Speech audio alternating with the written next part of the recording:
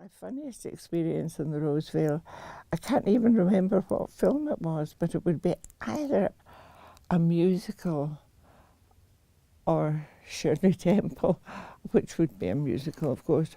But it was the first time I had gone to the cinema right after school with two of my friends. We were allowed to go. A girl that lived in the same close as I did, and another one that lived across the road. Annie Carberry lived in my close. Lena Scobie lived across the road. But we were allowed to go straight there. And at that time, it was continuous performances in cinemas. You know, you could sit there all day. And we went in with a sandwich with us. We had that. And we sat with our school bags on.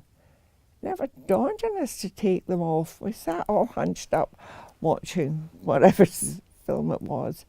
And we sat and we sat until we began to get hungry and decided to come home. And it was about 8 o'clock. When we got out, my mother and Annie's father were waiting for us.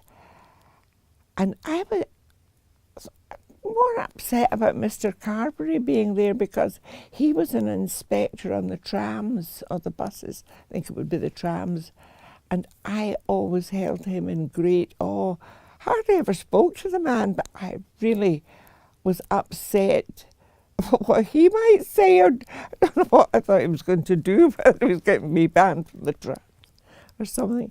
But it was a long, long time before we were allowed to go on our own to the cinema.